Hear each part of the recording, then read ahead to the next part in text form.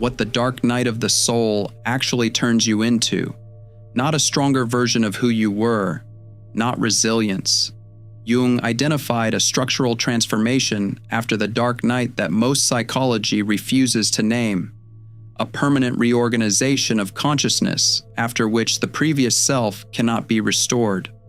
By the end of this video, you will understand exactly what you became in that fire. You have felt it already. Someone unfamiliar staring back in the mirror. Quieter, harder to reach.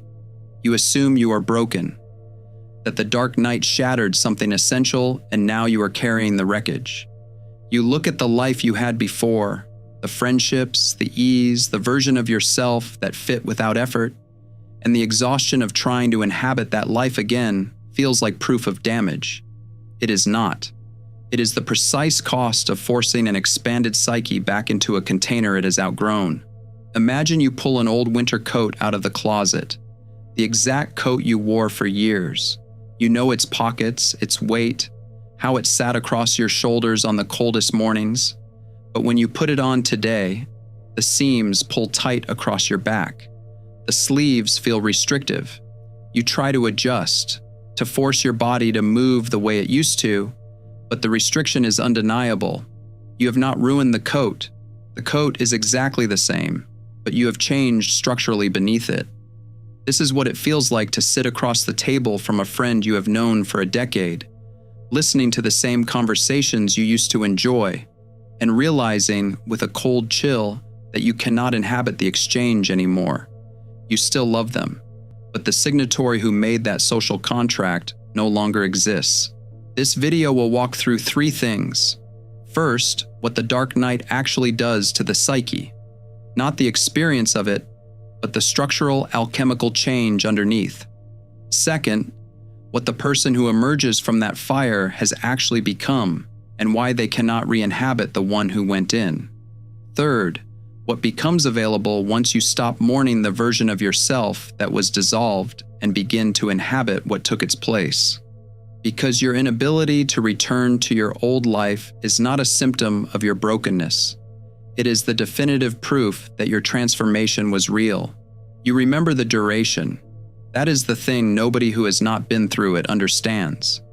They imagine a difficult weekend, a bad month. They do not comprehend 14 months of waking up every morning to a dread so heavy it felt geological. A dread that was not attached to a specific fear, a specific loss, a specific failure. A dread that existed without cause, dense and objectless, sitting on your chest like wet concrete.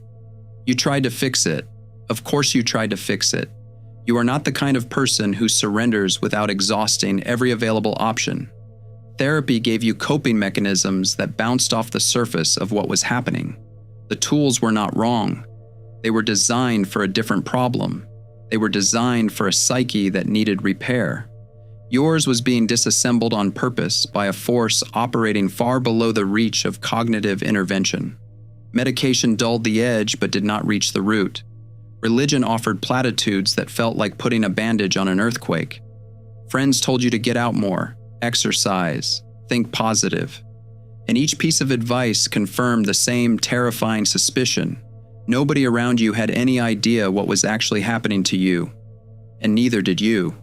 You woke at 3 a.m. with your chest pressed flat by a weight that had no name. You sat at the kitchen table and searched for what was wrong with you.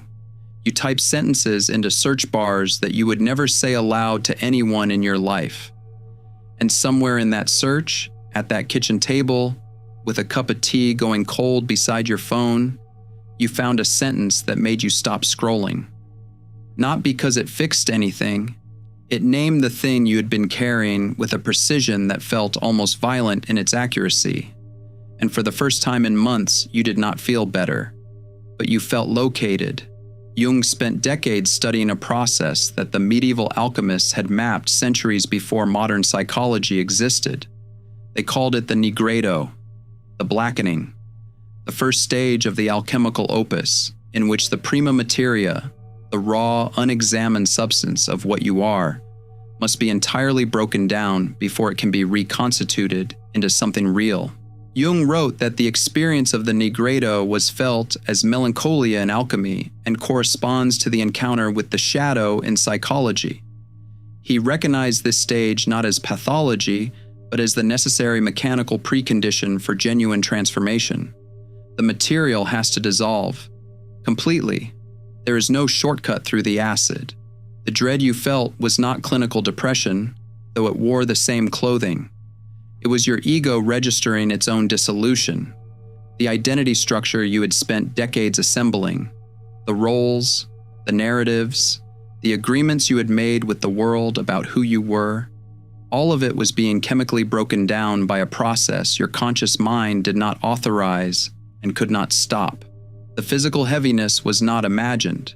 Jung understood that the psyche and the soma are intertwined at the deepest levels.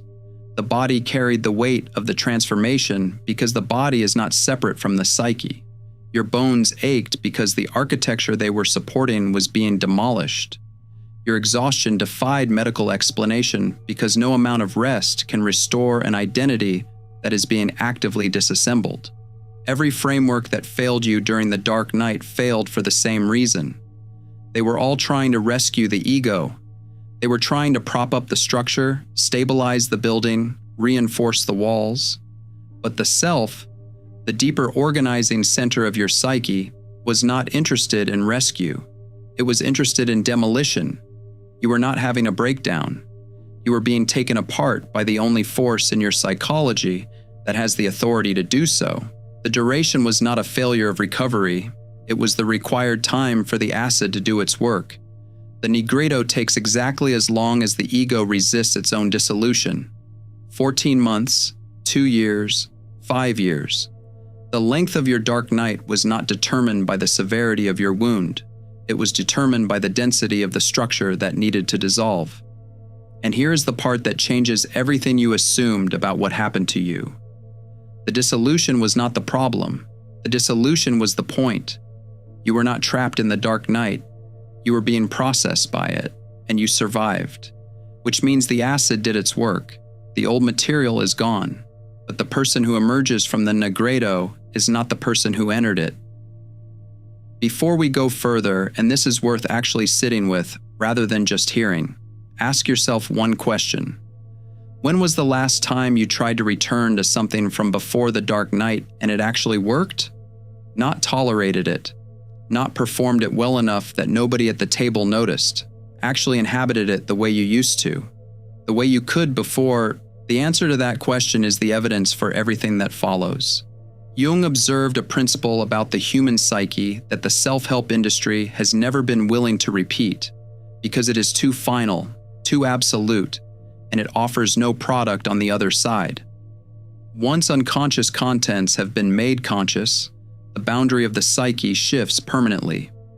You cannot put the contents back in the dark. He wrote in Memories, Dreams, Reflections about his own confrontation with the unconscious, the period following his break with Freud that became his personal dark night.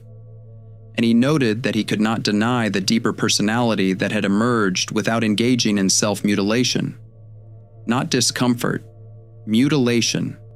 The language is surgical because the reality is structural. This is the mechanism. During the dark night, the persona, the social mask you wear to interface with the world, was not damaged. It was revealed. The dark night did not destroy the mask.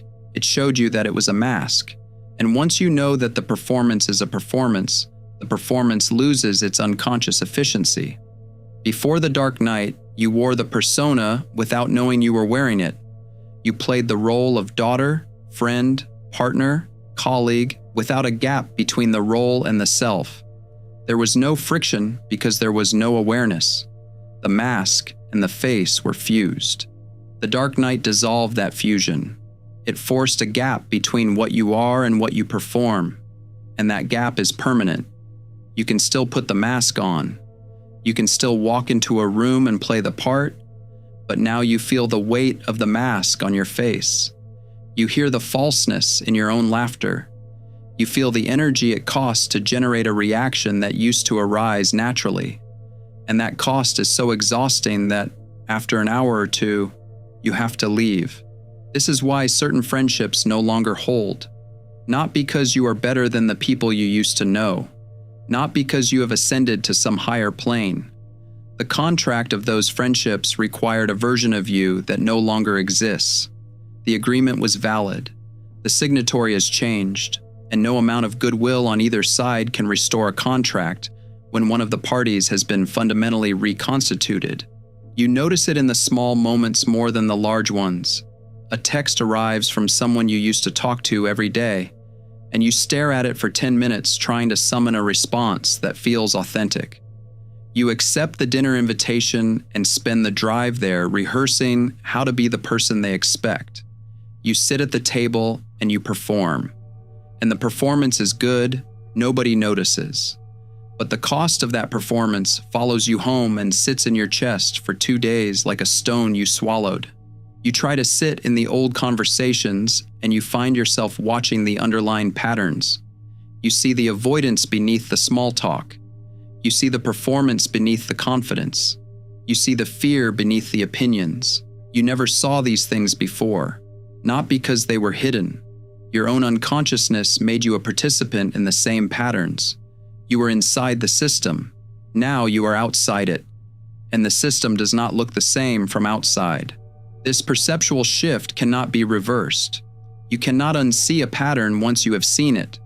You cannot unfeel the weight of the mask once you have felt it. You cannot unknow what the dark night showed you about the architecture of your own identity. Jung called this the irreversibility of consciousness expansion. The deeper layers of the psyche, once brought to the surface, change the boundary of what you are permanently. To attempt to push them back down requires deliberate neurotic suppression. It requires you to lie to yourself with full knowledge that you are lying.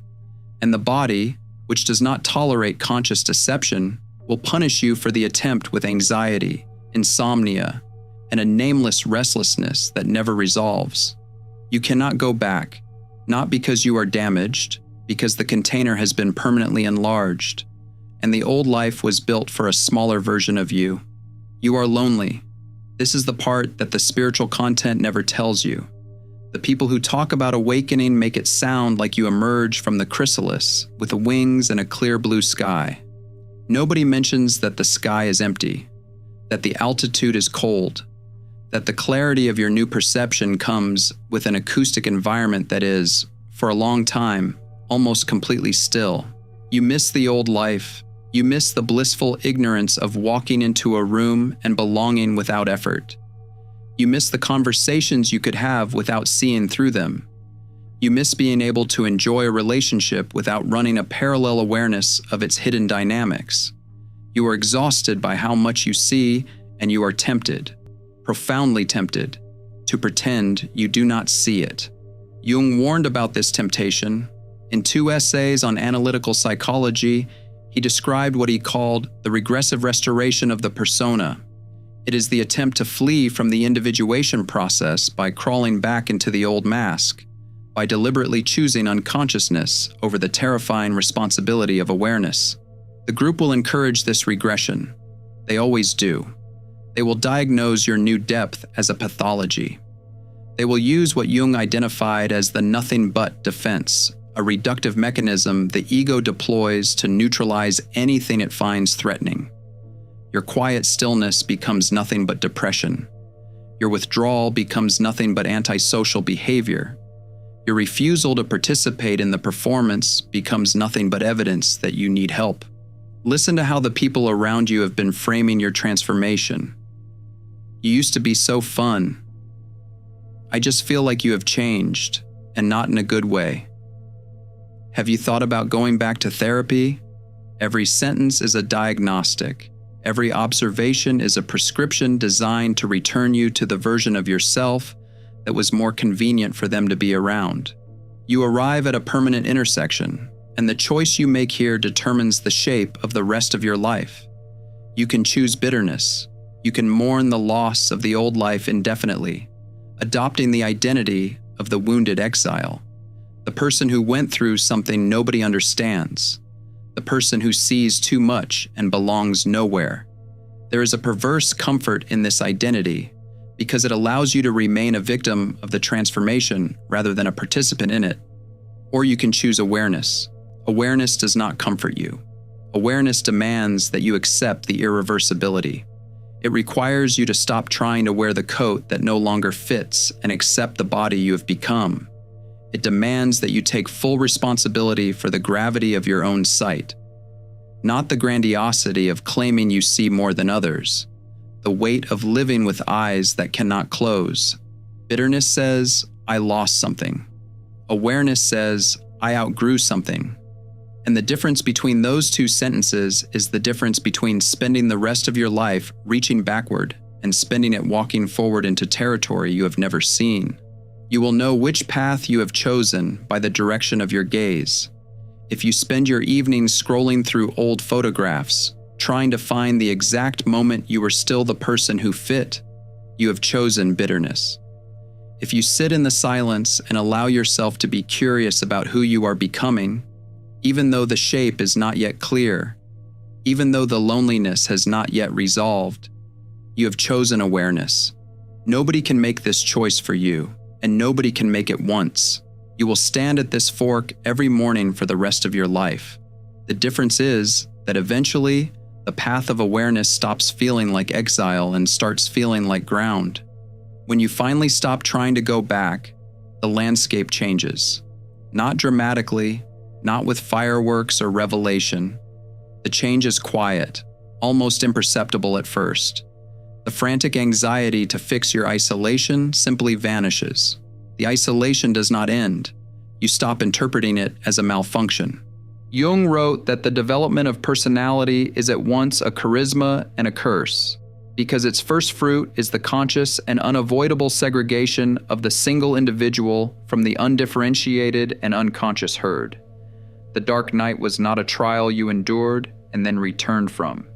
It was a threshold you crossed, and thresholds only work in one direction.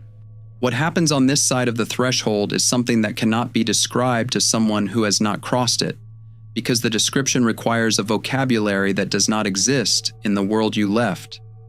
You notice first that the panic subsides. The desperate, frantic energy you were pouring into fixing the alienation, the energy of trying to reconnect, trying to belong, trying to force the old coat over your new shoulders, that energy drains out of you.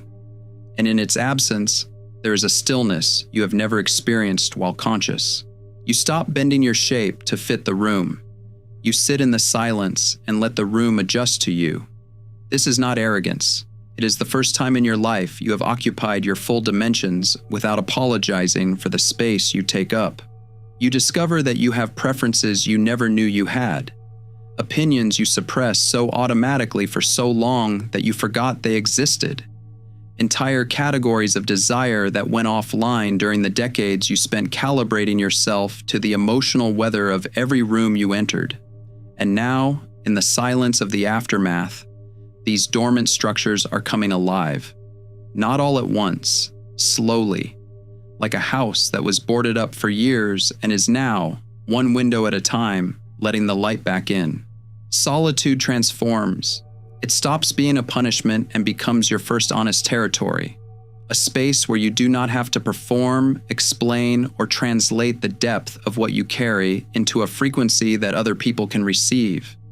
You stop trying to be understood by people who lack the perceptual equipment to understand you. Not out of contempt, out of the same quiet acceptance you would feel if you stopped trying to describe color to someone who has never seen it. The failure is not theirs. The language does not exist. And here is the part that the isolation as punishment narrative obscures entirely. The connections that do form on this side of the threshold are unlike anything you experienced before. They are built on mutual seeing, not mutual performance. When two people who have both crossed the threshold recognize each other, the connection is instantaneous and does not require explanation. It does not need maintenance. It does not need performance. It rests on the shared knowledge that you have both been dissolved and reconstituted, and that the silence between you is not empty, but inhabited. You possess a quiet stability now that does not require external validation, not because you have become invulnerable, because the stability was forged in the fire of the nigredo, and anything forged in that fire cannot be shaken by the storms of ordinary social weather. You are not borrowing your ground from the crowd anymore. You are standing on something you built from the charred remains of everything that was false. Jung called this the emergence of the self as the organizing center of the psyche. The ego, which spent decades running the operation, has been deposed, not destroyed, relocated. It now serves the self rather than the other way around.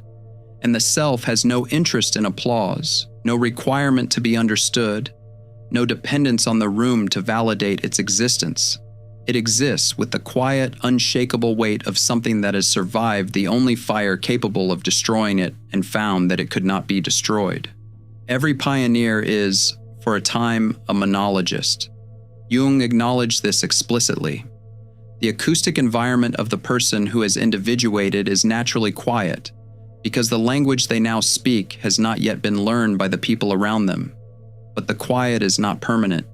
It is the space in which the new vocabulary forms.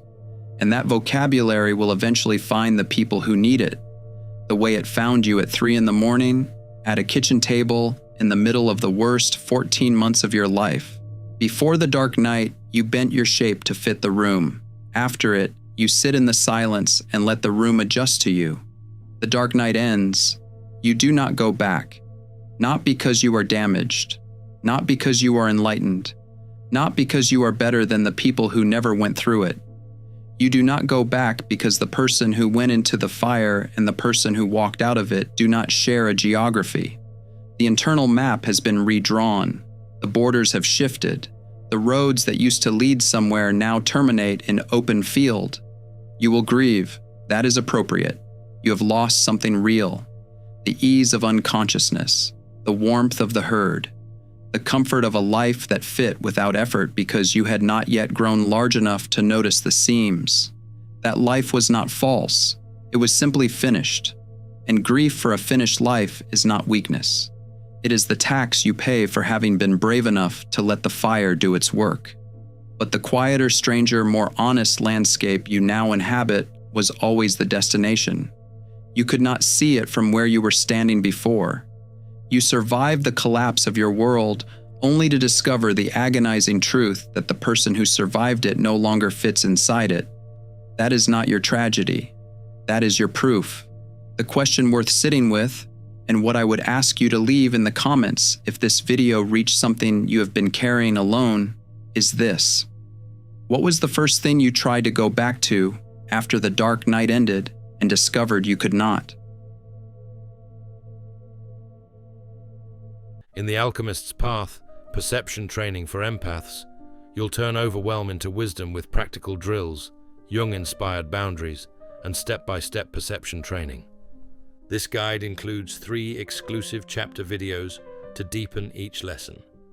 Written by Surreal Mind, 236 pages, beautifully designed 8.5 by 11 downloadable ebook, in stock now.